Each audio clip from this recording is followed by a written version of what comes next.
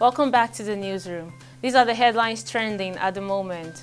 Members of the Nigeria Labour Congress (NLC) have stormed the National Assembly complex in Abuja on Tuesday as they continue their protest over the rising cost of living in the country. The protesters carried placards with diverse inscriptions, arrived at the National Assembly around 10 a.m. Unlike previous protests, the gates of the NAS were thrown open as the protesters entered without resistance from security personnel.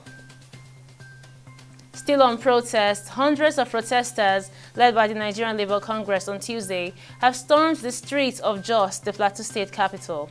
The protesters who gathered at the Secretariat Flyover Bridge lamented the economic hardship and insecurity being faced by Nigerians and called on the federal government to act quickly and save the citizens from further suffering.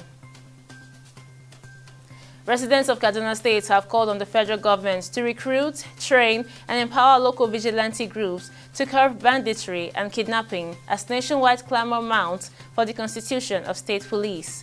Some of the residents of the state who spoke with journalists lamented the breakdown of security in the state, adding that the only solution to the challenge was the creation of state police.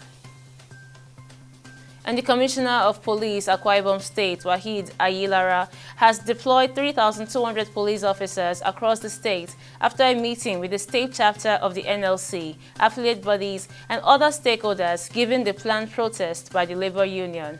Police Public Relations Officer for the state, Odiki Magdon, said in a statement on Tuesday that the CP had agreed that freedom of expression and association are enshrined constitutional rights in the state.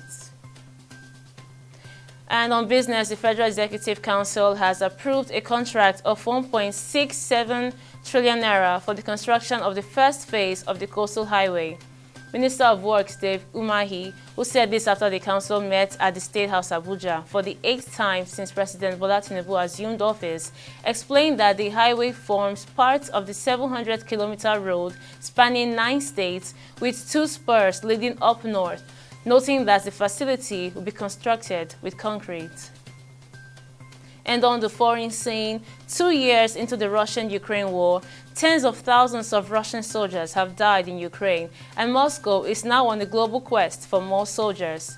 An apple farmer, an airline caterer, and an out-of-work graduate are among other Indian nationals hired by Moscow with the help of recruiters around the world for the Russian army in Ukraine. An Indian translator working in a military recruitment center in Moscow disclosed this to journalists in New Delhi that his facility was just one of a network across Russia. And finally on sports, Sweden's Christopher Olsen has been hospitalized over an unidentified brain illness and put on a ventilator.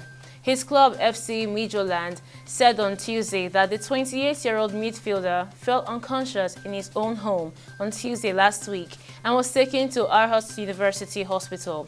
The Swedish Football Association wished Olsen a speedy recovery.